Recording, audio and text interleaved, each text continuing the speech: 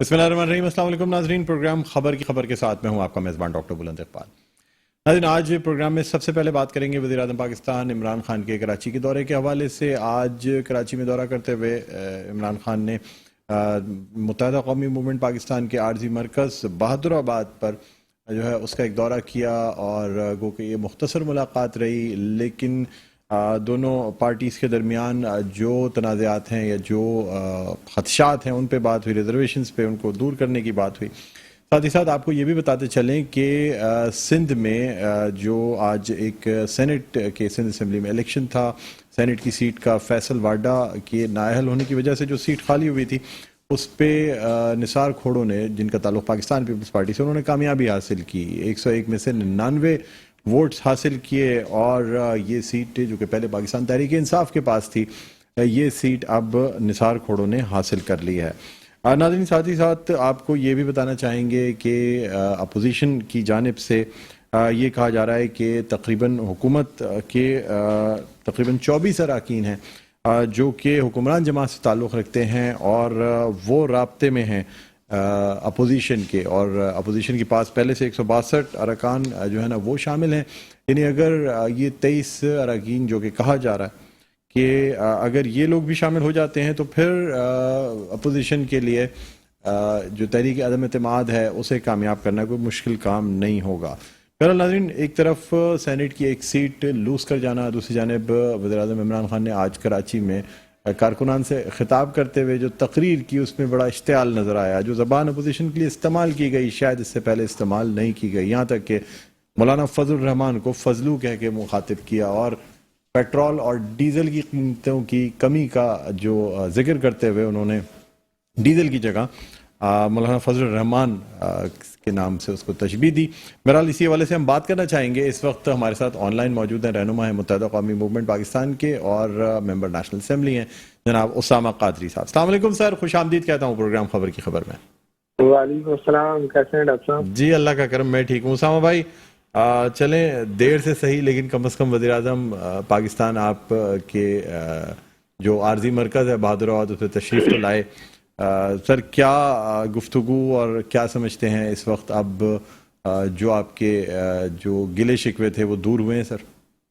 Doctor साहब देखें, पहले तो वजीर आज़म साहब का बहुत शुक्रिया कि 3.5 साल के बाद उन्हें अपने उन अहम इत्तेहादियों का ख्याल आ गया कि जो हमा वक्त हर अच्छे बुरे अदवार में उनके साथ शामिल हाल रहे, और वो आए, देर से आए लेकिन बहुत शुक्रिया उनका। देखिए, इसमें इस मीटिंग में जो मुलाकातें हुई उसमें तो ये एक मुलाकात जो है वो चाय की दावत थी कि जिसमें वो आए और चाय के साथ नाश्ता कराया गया। और उसमें क्योंकि इस वक्त जो सूरत हाल है उसमें मैं समझता हूँ कि कोई ऐसी बात नहीं कि एमक्यूएम ने कोई अपने गिले शिकवे किए हों, क्योंकि गिले शिकवे जो है वो एमक्यूएम तो मुस्तकिल अपने पहले दिन से करती आ रही थी कि देखिए कराची के ऊपर तवज्जो दीजिए। एमक्यूएम के जो बुनियादी मसाइल, जो 13 नुकाती मुआहिदा था, उसके ऊपर एमक्यूएम ने अपना फोकस रखा हुआ था। और मेरा ख्याल बिल्कुल आज जो है अजीब सी बात हुई कि उस पर कोई भी बात नहीं हुई, बल्कि खैर खैरियत और इस पर बात करके चीज़ों को ख़त्म किया गया। और बाकी जो अंदरूनी बात थी वो मेरे ख्याल वक्त आने पर डिस्क्लोज होगी। तो मैं ये समझता हूँ कि इस सूरत हाल में वज़ीर आज़म साहब को चाहिए था कि वो अपनी उस पशेमानी का इजहार करते कि उन्होंने अपने इन इत्तेहादियों को शायद संजीदा नहीं लिया। और वैसे भी एमक्यूएम ये समझती है कि सिंध के और खुसूसन सिंध के शहरी इलाकों के मफाद में अगर कोई जमात यकीन के साथ और अपनी विल के साथ अगर कोई काम करने आए तो हमारा बुनियादी मकसद यही है कि कराची पाकिस्तान का दिल है, ये धड़केगा पूरा पाकिस्तान और पूरे जिस्म को, जो पाकिस्तान के चारों सूबे हैं उनको तकवीयत के लिए जो भी काम करे उसके लिए एमक्यूएम ने न तो किसी के साथ हामी भरी है, न तो अदम एतमाद में, और न ही अदम एतमाद की कामयाबी या नाकामी, दोनों सूरतों में। तो उन्होंने यही कहा कि जो इस वक्त पाकिस्तान के मफाद में और सिंध के शहरी इलाकों के मफाद में और खुसूसन कराची शहर के लिए अगर भरपूर तरीके से आएगा, अमली तौर पर इकदाम करेगा, तो हम उसके साथ हैं। एमक्यूएम का अपना जाती एजेंडा तो कोई नहीं है। तो ये बिल्कुल एक वाज़ेह पैगाम था, जो खामोश पैगाम जो है, जो इत्तेहादी जमा वजीर आज़म साहब जो आज हैदराबाद के मरकज आए, उनको वाज़ेह तौर पर दिया गया है। जी अच्छा सर, वज़ीर आज़म पाकिस्तान का बहादुराबाद तशरीफ लाना, क्या सर कोई यानी एक पुरानी रिवायत को उजागर करना था, कोई जिद थी, कोई अना का मसला था? फायदा तो कोई नहीं है ना सर, अगर वज़ीर आज़म पाकिस्तान आ भी गए बहादुराबाद, तो इससे आपके मुतालबात, आपकी जो मसाइल हैं कराची के, जो आपके मुतालबात हैं यूनिवर्सिटीज़ के हवाले से, कराची शहर की हालत ज़ार के हवाले से, मंसूबों के हवाले से, उसमें तो कोई बेहतरी या कोई पेशरफ नहीं नजर आती ना सर। आज जो खामोश अपना, क्योंकि हमेशा हरिद्वार में जब भी एमक्यू ने मुलाकातें की तो शहरी हवाले से और खुसूसन सूबे सिंध की आवाम के हवाले से, कराची शहर के लोगों के हवाले से उन मसाइल को उजागर किया। लेकिन आज जो है उन्हें शायद ये पशेमानी हुई कि उनसे अपने उस अदवार में जो खुश दौर अदवार का के दौर को कहा जा सकता है, तो उसमें शायद उनसे ये कोताही हुई कि उन्होंने इस शहर के ऊपर तवज्जो नहीं दी कि जो इस वक्त अगर पार्लिमानी हवाले से जो है एक अहमियत का हामिल था कि जहां पीटीआई की 14 सीटें थी, तो शायद आज उन्हें अपनी उस चीज का एहसास हुआ होगा कि हमने इस शहर की तरफ तवज्जो नहीं दी, और जो इस वक्त इतना बड़ा इत्तेहादी के जिसके कंधों के ऊपर पार्लियामेंट टिकी हुई है, और तो उसके साथ शायद हमने अच्छा नहीं किया। लेकिन उन्होंने एमक्यूएम की तारीफ की, एमक्यूएम के तंजीमी सिस्टम की तारीफ की, और एमक्यूएम ने और वाज़ेह तौर पर यह कहा कि एमक्यूएम ने आज तक किसी भी मसले पर अपने इस दौर के दौरान कोई ब्लैकमेलिंग नहीं की, बल्कि उन्होंने जो है हर चीज में आगे बढ़कर साथ दिया। और तो मेरा ख्याल ये है कि ये इस चीज की गमाजी करता है कि उन्हें इस बात का एहसास था कि शायद हमसे कोई ना कोई कोताही हुई है, कि जिसके सबब जो है आज ये इत्तेहादी। अच्छा देखिए, उनके आने का मकसद जो है यहाँ पर जो है वो खैर सगाली दौरा कह लें उसको, या एक मुलाकात कह लें, या उसको, लेकिन हम जी आपकी आवाज कट रही है उसामा भाई, थोड़ी सी। अच्छा, मैं ये कह रहा हूँ कि उनके आने से अगर जो है कराची शहर को फायदा होता है तो हम ये चाहेंगे कि वो बार बार आए। अगर इस शहर के लोगों के मसाइल में कमी आती है, और जो सिस्टम, जो चीजें हमने बताई थी, अगर उसके ऊपर अमल दरामद कर लिया जाता तो मैं समझता हूँ कि आज शहर के लोग भी जो है पीटीआई के साथ होते। लेकिन बदकिस्मती रही है कि कुछ जो है मसाइल के हवाले से जो है उन्होंने इस तरफ तवज्जो नहीं दी, इस शहर की तरफ, और आज उसका खमियाजा इस सूरत में जो है हुकूमती जमात को फेस करना पड़ रहा है कि आज अदम एतमाद आ रही है। और सबसे मजे की बात यह है कि इत्तेहादी तो अपनी जगह मजबूती के साथ खड़े हुए हैं, गो के अभी हमने फैसला अपना ना किया हो, क्योंकि हम तो फैसला उस वक्त सर कोई यकीन दहानी तो आपने कराई होगी, आपसे ली तो गई होगी सर, इमरान खान ने आपसे कुछ तो कहा होगा कि हाँ ठीक है, कम से कम इस बात का तो यकीन है कि आप हुकूमत का साथ देंगे या वज़ीर आज़म के खिलाफ अदम एतमाद की तहरीक का हिस्सा नहीं बनेंगे। इतनी तो सर कम से कम बात हुई होगी। ये तो मुमकिन नहीं है कि इस हवाले से कोई बात हुई ना हो। जबकि अगर उनकी कराची की तकरीर देखें आप आज की, तो वज़ीर आज़म इमरान खान ने जो अल्फाज इस्तेमाल किए, जो गुस्सा था, जो इश्तियाल था, उससे तो साफ जाहिर है कि इस वक्त सबसे अहम इशू जो है वो अदम एतमाद की तहरीक ही है। जी बिल्कुल, वो उनके नजदीक होगा, लेकिन मेरे नजदीक और एमक्यूएम के नजदीक जो है उससे बढ़कर जो है यहाँ के मसाइल के हल में आप क्या मुआवनत आपने की 3.5 साल में, मेरे ख्याल उसका तजजिया उन्होंने अपने तौर पर कर लिया था आने से पहले, कि हम अगर उनके पास जा रहे हैं, अपने उन इत्तेहादियों के पास कि जो हर बुरे दौर में हमारे साथ खड़े रहे, आज जो है वो हमसे क्या फरमाइश करेंगे या क्या बात करेंगे या अपने मसाइल के हवाले से क्या चीज रखेंगे। देखिए, यकीन दहानी अदम एतमाद के हवाले से एमक्यूएम ने अपना मौक़िफ़ बिल्कुल वाज़ेह कर दिया है कि अभी हमने कोई फैसला नहीं किया, लेकिन फैसला उस वक्त करेंगे कि जो भी पाकिस्तान के मफाद में और पाकिस्तान की आवाम के मफाद में जो फैसले करेगा। और सबसे बेहतरीन बात यह होगी कि जो कराची शहर के बारे में अमली इक़दाम करने के लिए आगे बढ़ेगा, उस वक्त एमक्यूएम की राब्ता कमेटी अपना फैसला करेगी कि उसने किस तरफ जाना है और किस तरफ अपने वोटों का फैसला करना है। तो एक बात तो बिल्कुल वाज़ेह है, और ये जो बड़ी मुलाकात थी उसमें जो है कोई ऐसा फैसला यानी ऐसी कोई बात नहीं हुई जिसको कहा जाए कि अदम एतमाद के ऊपर या एतमाद के ऊपर कोई बात हुई हो। लेकिन उन्होंने ये शुक्रिया अदा किया शायद वक्त से पहले कि मैं MQM को जो मुनज़्ज़म जमात समझता था उससे बढ़कर निकली, कि उन्होंने जो है मेरे साथ कोई ब्लैकमेलिंग नहीं की, कभी कोई एक्स्ट्रा जो है अपनी ख्वाहिशात सामने नहीं रखी, बल्कि जो भी मामलात पर बात की वो पाकिस्तान के मफाद में और सिंध के शहरी इलाकों के मफाद में MQM ने अपना मौक़िफ़ सामने रखा। और ये मेरे लिए खुशी की बात है कि मैं MQM को अपना इत्तेहादी समझता था और समझता हूँ।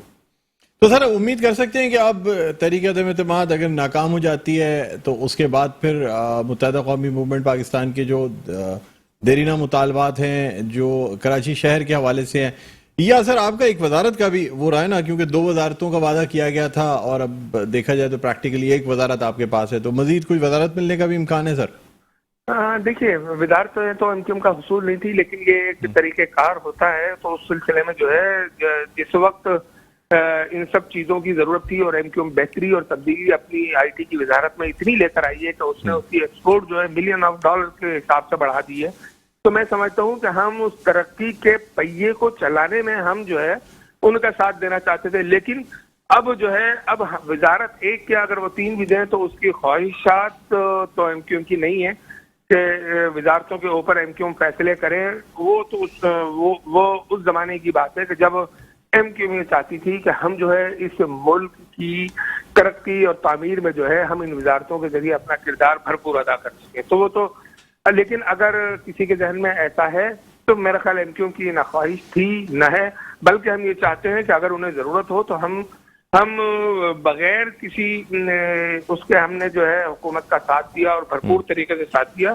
अगर वो ये समझते हैं कि ये एक वजारत भी हमसे ले तो भी हमारी सेहत पर फर्क नहीं पड़ता, बल्कि हम अगर साथ देंगे तो बगैर वजारत के भी हुकूमत का साथ देंगे। और अगर कोई ऐसी चीज सामने आती है कि अगर अपोजिशन की जमातें कोई ऐसा फैसला करती हैं जो मुल्क के इंतहाई वसी तर मफाद में होगा, तो फिर MQM की राब्ता कमेटी मुशावरती तौर पर कोई फैसला करेगी, तो उसके बाद जो है चीजें खुलकर और सामने आएंगी।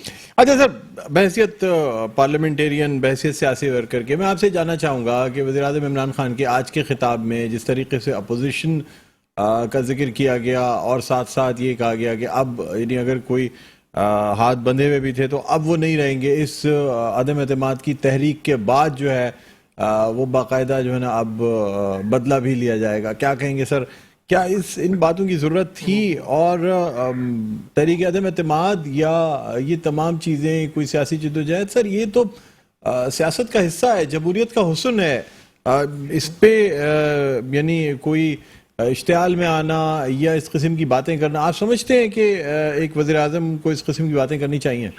नहीं, मैं समझता हूँ, जो मैंने सुना तो मुझे बड़ा इंतहाई दुख हुआ कि एक इंतहाई आला मनसब पर फाइज शख्स जो है वो इस अंदाज से बात करे, मुखातिब हो दीगर सियासी रहनुमाओं से, तो मैं समझता हूँ कि कोई अच्छी रिवायत नहीं है। सियासत को जो है सियासी अंदाज से लेना चाहिए और सियासी अमल का सियासी जवाब भी होना चाहिए और सियासी रद्द अमल भी होना चाहिए। और इस किस्म की लैंग्वेज जो है ये मैं समझता हूँ कि इस वक्त की हुकूमत के लिए इंतहाई खतरनाक ये साबित होगी, इस सेंस में कि फ्रस्ट्रेशन जाहिर हो रहा है, इसका मतलब ये है। और इस फ्रस्ट्रेशन की वजह से जो है जो नाक़दीन होते हैं और जो तजिया निगार होते हैं वो अंदाजा लगा लेते हैं कि कहानी किस तरफ जा रही है। मैं समझता हूँ कि खान साहब जो है वो क्रिकेट के एक अच्छे खिलाड़ी रहे और आखिरी गेंद तक जो है वो लड़ने का और दर्ज देते थे, तो उनको तो शायद और ज्यादा जेब नहीं देती कि एक अच्छा खिलाड़ी जो है वो कभी भी अपने पैशंस को जो है इस तरह से नहीं करता। तो ये एक अच्छा अमल नहीं है, खास तौर पर इस तरह की सियासत में कि अगर कोई परेशानी या मुश्किलात आई हैं तो उसका सियासी हल ढूंढा जाए, उसको जो है सियासी तरीके से हल किया जाए। लेकिन जब घर में ही आग लगी हुई हो तो फिर आप जो है बाहर की तरफ जो है आग बुझाने से पहले अपने घर की आग को बुझाइए और आप पहले अपने घर को ठीक कीजिए। बाहर तो आपके लिए सब कुछ ठीक होगा, घर में लगी आग को पहले देखिए। वही वाली बात है, पीर खा के जो देखा कमी गाह की तरफ, अपने ही दोस्तों से मुलाकात हो गई। वाह वाह वाह, क्या बात है। या घर को आग लग गई घर के चिराग से। बहरहाल सर, बहुत बहुत शुक्रिया उसामा भाई, आपने प्रोग्राम के लिए वक्त निकाला। नाज़रीन, रहनुमा मुत्तहिदा कौमी मूवमेंट पाकिस्तान और member National Assembly Usama Qadri हमारे साथ ऑनलाइन मौजूद थे। एक वक्फे के बाद दोबारा आपकी खिदमत में हाजिर होते हैं। देखते रहिए प्रोग्राम खबर की खबर। जी नाज़रीन, वेलकम बैक। एक बार फिर आपको खुशामदीद कहते हैं प्रोग्राम में खबर की खबर में। हूँ आपका मेज़बान डॉक्टर बुलंद इकबाल। नाज़रीन, हम बात कर रहे हैं वज़ीर-ए-आज़म पाकिस्तान इमरान खान के आज के कराची के दौरे के हवाले से। गो के मुख्तसर दौरा रहा। एक जानिब मुत्तहिदा कौमी मूवमेंट पाकिस्तान के आर्जी मरकज़ बहादुराबाद का दौरा भी किया गया, चाय पी गई और साथ साथ जो पाकिस्तान तहरीक इंसाफ के कारकुनान हैं उनसे भी खिताब किया गया। गवर्नर हाउस में कुछ अहम मुलाकातें भी हुई, लेकिन आज वज़ीर-ए-आज़म पाकिस्तान की जो तकरीर रही कराची में उस पर काफ़ी बातें की जा रही हैं। आया वज़ीर-ए-आज़म पाकिस्तान जो हैं वो ये जो तहरीक अदम एतमाद जो पेश की जा रही है इसके हवाले से बरहम हैं, या ये कि अब अपोजिशन के खिलाफ जो है ना वो कार्रवाइयाँ भी की जाएंगी, इसी हवाले से हम बात करना चाहेंगे। इस वक्त हमारे साथ ऑनलाइन मौजूद हैं पाक से ज़मीन पार्टी के रहनुमा, सीनियर रहनुमा हैं एडवोकेट हसन साबिर साहब। अस्सलाम वालेकुम सर, खुश आमदीद कहता हूँ प्रोग्राम खबर की खबर में। हसन साबिर साहब, अस्सलाम वालेकुम सर, खुश आमदीद कहता हूँ आपको। मेरी आवाज़ सुन सकते हैं हसन साबिर साहब? हसन साबिर साहब, मेरी आवाज़ सुन सकते हैं आप? जी हसन साबिर साहब, आपकी आवाज़ नहीं आ रही है मुझे। अच्छा, हमारा राब्ता शायद अभी बहाल नहीं हो सका है, हम दोबारा उनसे राब्ता कायम कर रहे हैं। तो नाज़रीन, इस हवाले से मुख्तलिफ रहनुमाओं की जानिब से रद्दअमल भी सामने आ रहा है। पाकिस्तान पीपल्स पार्टी के मुख्तलिफ रहनुमाओं की जानिब से रद्दअमल सामने आया है, जिन्होंने तनकीद का निशाना बनाया वज़ीर-ए-आज़म पाकिस्तान इमरान खान की आज की इस तकरीर के हवाले से। और उनका कहना यह था कि इस किस्म की ज़बान जो है पहले अपोजिशन के लिए इस्तेमाल नहीं की गई। साथ ही साथ मुख्तलिफ रहनुमाओं को ये भी कहना था कि तहरीक अदम एतमाद हो या एहतजाज हो, ये तमाम चीज़ें जमहूरियत का हुस्न है। हमारे साथ लाइन पर मौजूद हैं पाक से ज़मीन पार्टी के सीनियर रहनुमा हसन साबिर। अस्सलाम वालेकुम हसन साहब, मेरी आवाज़ सुन सकते हैं सर आप? जी वालेकुम सलाम जी डॉक्टर साहब। जी खुशामदीद कहता हूँ सर प्रोग्राम में।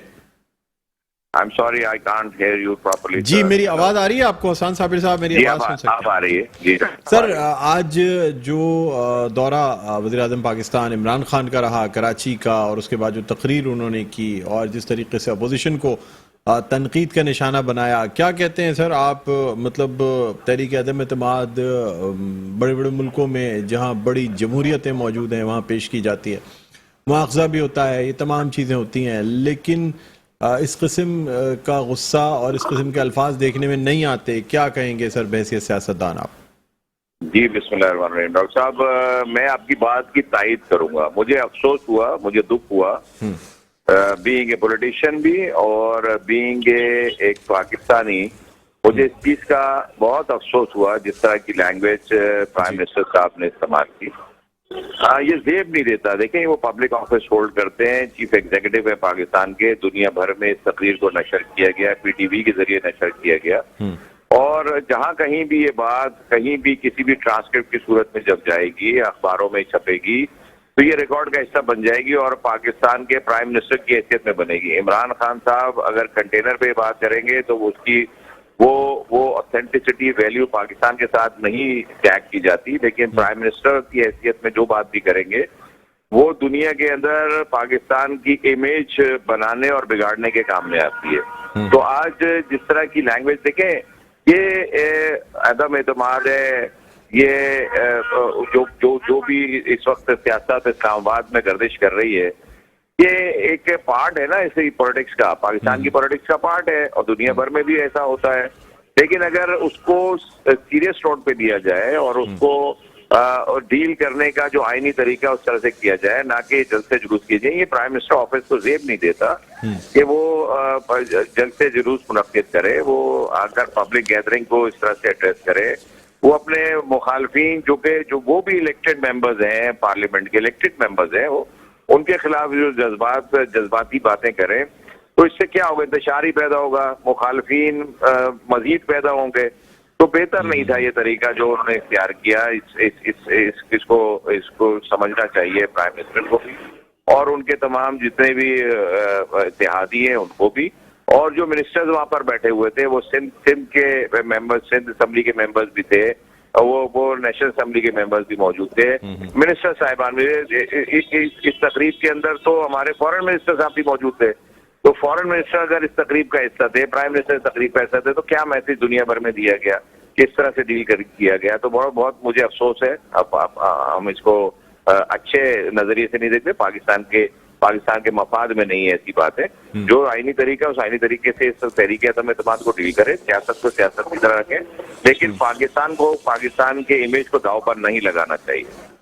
और जहां तक आपने सवाल किया कि उन्होंने दौरा किया प्राइम मिनिस्टर साहब ने अपने इत्तेहादी का, तो ये बेहतर अंदाज में वो बताएंगे।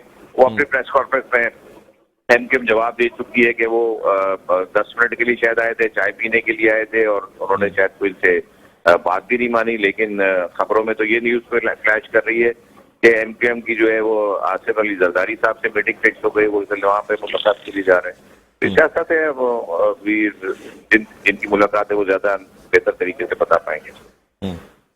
अच्छा सर, मैं पाकिस्तान ज़मीन पार्टी के हवाले से अगर बात करूं तो 27 मार्च को टंकी ग्राउंड में पावर शो का ऐलान किया गया है, और कराची के साथ जो यानी ज्यादतियाँ हो रही हैं, या ख़ास तौर पे महाजिर जो इनके नाम से जो सियासत करने वाले हैं, उनको ये कहा गया है कि जी वो ही असल दुश्मन है।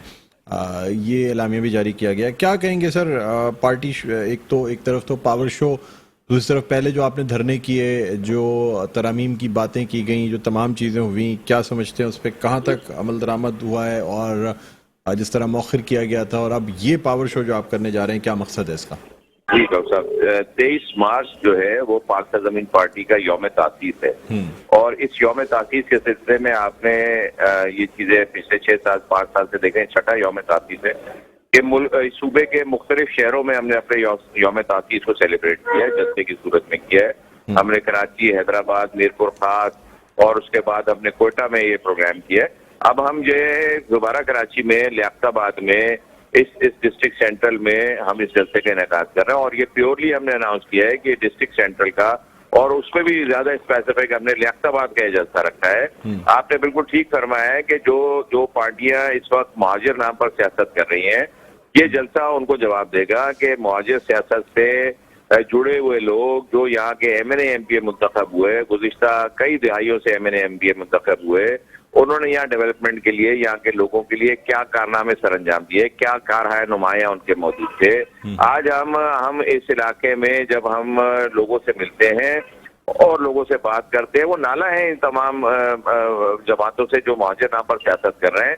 उस मुहाजिर नाम पर सियासत करके मुहाजिर को नुकसान पहुंचाया गया। मुस्तफा कमाल का तो पैगाम ये है कि ये इस शहर की डायनामिक्स अब वो डायनामिक्स नहीं है।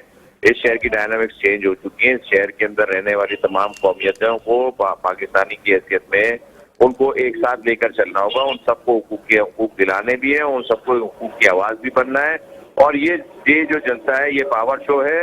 ये पावर शो सिर्फ इस डिस्ट्रिक्ट और स्पेसिफिकली लियाकताबाद के अवाम का जलसा है। तो टंकी ग्राउंड में आप इंशाल्लाह ताला, आपने इससे पहले भी लोगों के प्रोग्राम देखे होंगे, आप ये देखेंगे कि ये लैंडमार्क एक ऐसा जलसा होगा जिसको लोग मुद्दतों याद रखेंगे कि मुस्तफा कमाल की आवाज के ऊपर लियाकताबाद के लोग एक प्लेटफॉर्म पर खड़े होंगे, एक प्लेटफॉर्म पर उनकी बात सुनेंगे, उन मसाइल का हल देखेंगे कि मुस्तफा कमाल किस फॉर्मूले से, किस तरीके से इस शहर के, इस सूबे के मसाइल को हल करना चाहते हैं और हल करना जानते हैं।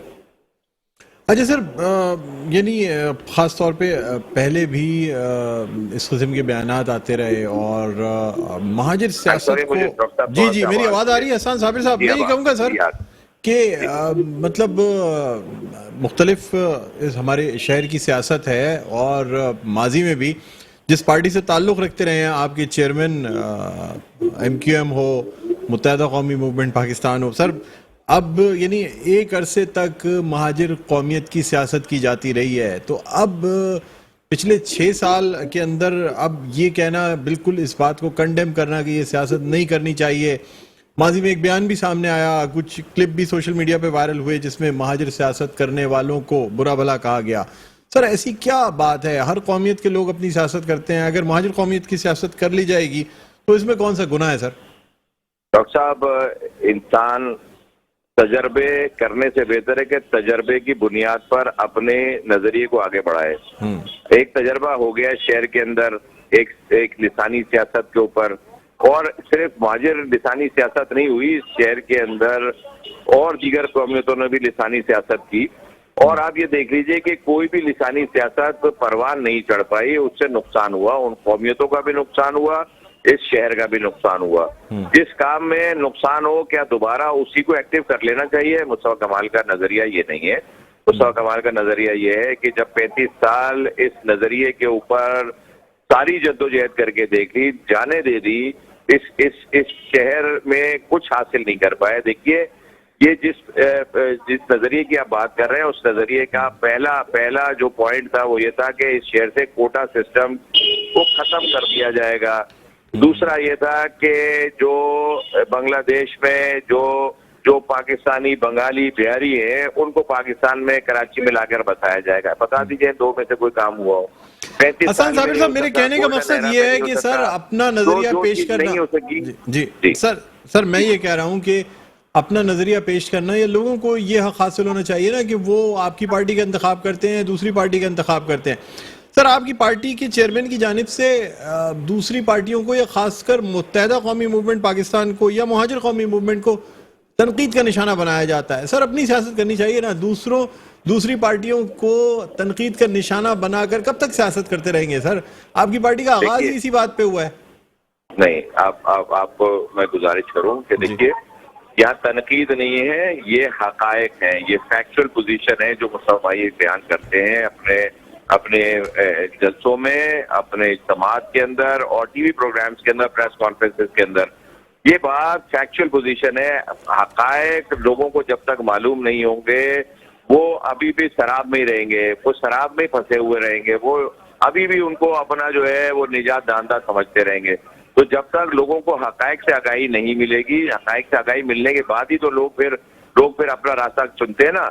देखिए, आपकी इस बात से मैं मुत्तफिक हूँ कि लोगों को अपना नजरिया, अपनी सोच उन पर हम मुसल्लत नहीं कर सकते, लेकिन उनको एक सोच देने का तो हम इतना हक रखते हैं कि हम उनको ये सोच डेवलप करें कि भाई उनका नुकसान हुआ है, उनके बच्चे मर गए शहर के अंदर, उनको आज भी ट्रक की बत्ती के पीछे लगाया जा रहा है, उनको उस खोखले नारों के पीछे जो 35 साल में काम नहीं कर सके, आज फिर उसी की नजर किया जा रहा है। तो भाई, ये तहरीक आजादी की जंग नहीं है, ये तहरीक जो हुकूक हासिल करने के लिए नहीं थी, ये जिन मकासद के लिए बनाई गई थी तहरीक, वो मकासद अचीव करते चले गए और लोगों की जानें जाती चली गई हैं। इस शहर के अंदर जब मुस्तफा कमाल भाई 3 मार्च 2016 को आए थे ना, तो यहाँ पर 20 से 22 लाशें गिरती थी। डॉक्टर साहब, आपके पास तो तमाम रिकॉर्ड मौजूद है।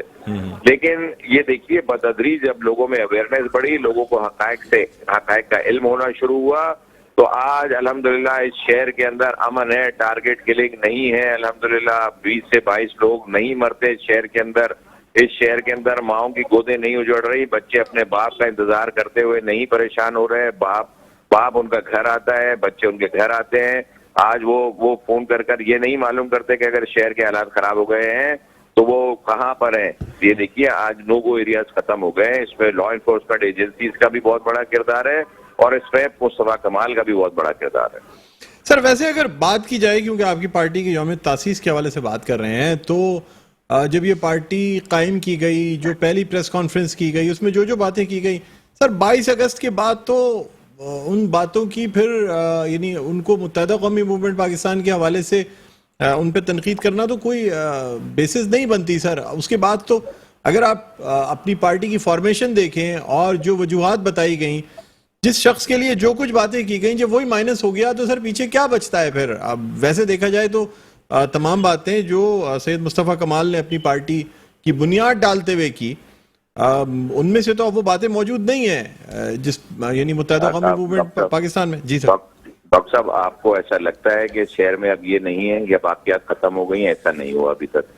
इसमें आप ये देखिए कि मुस्तफ़ा कमाल ने जो बातें की थी 3 मार्च 2016 को, 22 अगस्त में 6 महीने है ना, 22 अगस्त 2016 में और 3 मार्च में 6 महीने का तकरीबन फर्क है जी। 6 महीने बाद ये बात हुई। लेकिन आप छोटी सी मैं मिसाल दे देता हूँ कि अगर एक शख्स जिसका घर है, जिसने अपनी मेहनत से वो घर बनाया है, जिसके नाम पर उसके ऊपर इन्वेस्टमेंट हुई है, जो भी हुआ, उस शख्स को उस घर से निकाल कर कोई कब्जा कर ले, इलीगल उसको डिस्पोजेस कर ले, हाँ, और उसके ऊपर कब्जा करके कल वो ऐलान कर दिया घर मेरा है। भाई एमक्यूएम अल्ताफ हुसैन की है, एमक्यूएम को बनाया अल्ताफ हुसैन ने, एमक्यूएम का परचम अल्ताफ हुसैन का है। सर तो आपकी पार्टी तो शामिल होने जा रही थी सर आपकी पार्टी तो खुद इसमें शामिल होने जा रही थी। ये तो कुछ किसमें शामिल होने सर बाकायदा डॉक्टर फारूक सत्तार के साथ आप लोगों की कंबाइंड प्रेस कॉन्फ्रेंस थी, तमाम बातें तय पा गई थी। अगर कुछ लीडरान में इख्तिलाफ ना होता मुत्तहिदा कौमी मूवमेंट पाकिस्तान के, तो आप इलेक्शन ही साथ लड़ते सर। डॉक्टर साहब मेरी गुजारिश सुनिए। अब ये किसी प्रेशर में इल्हाक होने जा रहा हो या कर देता हूँ, नेचुरल इल्हाक कर देता हूँ जी, मैं तस्वीर कर देता हूँ आपकी। ऐसा नहीं है कि एमक्यूएम में शामिल होने, ऐसा नहीं है। आप आज भी निकाल लीजिए वो प्रेस कॉन्फ्रेंस, ऐसा नहीं है। मुस्तफा कमाल के वर्ड सुन लीजिए उसके अंदर। सर वो दोनों लीडरान ने, मेरी फारूक भाई से भी बात हुई थी, दोनों ने अपना अपना मौक़िफ़ पेश किया था। मेरी सुन लीजिए ना वो, और फारूक साहब की भी तकरीर सुन लीजिएगा अगले दिन रात की, और मुस्तफा कमाल की भी प्रेस कॉन्फ्रेंस जो प्रेस क्लब पे होती है वो सुन लीजिएगा। उसमें ये बताया गया है कि पीएसपी भी बंद करेंगे और एमक्यूएम भी बंद करेंगे। ये दोनों जमातें बंद होंगी, दोनों के सिंबल खत्म होंगे, दोनों के परचम तब्दील होंगे, और उसके बाद एक नई जमात की तश्कील दी जाएगी। ये नई जमात की बात थी, एमक्यूएम में शमूलियत की कभी ना बात हुई, ना एमक्यूएम में शमूलियत का किसी ने इरादा किया, ना उस प्रेस कॉन्फ्रेंस में ये बात हुई है। तो इसको तस्दीक कर लीजिए और उस प्रेस कॉन्फ्रेंस से कंफर्मेशन ले लीजिए जब मुस्तफा कमाल ने ये बात की कि भाई ये दोनों आज हम इसलिए यहाँ मौजूद हैं। हसन साबिर साहब, मुझे सर मैं बहसियत वकील के आपसे एक बात पूछना चाहूंगा। एक प्रोडक्ट हो, उसका रैपर चेंज कर दें, नाम चेंज कर दें, तो क्या वो चीज तब्दील हो जाएगी सर? आप ऐसी बात कर रहे हैं तो ये हाँ, तो ये तो रैपर भी चेंज करके नहीं आए ना सर, इन्होंने रैपर भी वही रखा है। आप बहसियत वकील के अगर आपके सामने ये नुक्ता लाया जाए, उसी का जवाब दे रहा हूँ डॉक्टर साहब जी। आपने कहा कि रैपर चेंज कर दें, प्रोडक्ट वही हो, तो एमक्यूएम ने तो अपना रैपर भी चेंज नहीं किया। एमक्यूएम तो उसी रैपर के अंदर है जो 35 साल पहले जो एमक्यूएम थी उसी रैपर के अंदर मौजूद है। तो पीएसपी तो प्रोडक्ट भी नया है, रैपर भी नया है, लेकिन एमक्यूएम रैपर भी वही है, प्रोडक्ट भी वही है। आप मुझे बता दें कहाँ उन्होंने रैपर चेंज किया? उन्होंने वही सिंबल रखा हुआ है, वही झंडा रखा हुआ है, वही ऑफिस खोलने की आज बात करते हैं। जो एमक्यूएम के दफ्तर 22 अगस्त से पहले थे, उन्हीं दफ्तरों को खोलने की बात कर रहे हैं, या कोई नए दफ्तर है? सर मेरा सर आपसे मैं ये कहना चाहूंगा, चले सर आपकी बात अपनी जगह है, मैं आपसे ये जानना चाहूंगा कर रहा हूँ, एक गुजारिश सुन लीजिए। मैं आपसे गुजारिश करूंगा कि एमक्यूएम के किसी मेंबर को आप जरा फोन करके पूछें कि भाई आपका कौन सा दफ्तर है जिसके ऊपर पाबंदी लगाई गई है।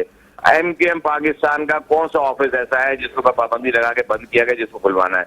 इन्होंने खुलवाने के लिए क्या किस जो इलीगल अनऑथराइज जगह पे पार्कों में दफ्तर बने थे तो वो खुलवाने, जो इनका किराया नहीं दे रहे थे वो दफ्तर खुलवाने। क्या एमक्यूएम का मरकज भादराबाद जो है वो बंद हुआ है? क्या इन्होंने आज दफातर नहीं खोले हुए हैं? क्या इलेक्शन कैंपेन में इन्होंने दफातर नहीं खोले? कौन से दफ्तर पे पाबंदी? सर मैं सिर्फ आपसे इतना जानना चाहूंगा सर, 6 साल की जद्दोजहद है, अब तक इलेक्शन में आपको कामयाबी हासिल नहीं हुई है, आपको हिकमत अमली चेंज करेंगे या उसी हिकमत अमली से आगे जाएंगे जिसमें कई इलेक्शंस आए लेकिन आपको इलेक्शन में कामयाबी हासिल नहीं हुई, वोट नहीं हासिल कर पाए? सर आप, ये हक की बात है, ये हक और सच की बात है, हक और सच की लड़ाई है, हक और सच की जंग है, इसमें डटना है सर, और हम डट गए हैं इसके अंदर। ये ना हमारे लिए सेकेंडरी है, जीत वीत हमारे लिए सेकेंडरी है। हमें लोगों को अवेयर करना है, उनके हुकूक की बात उनको बतानी है।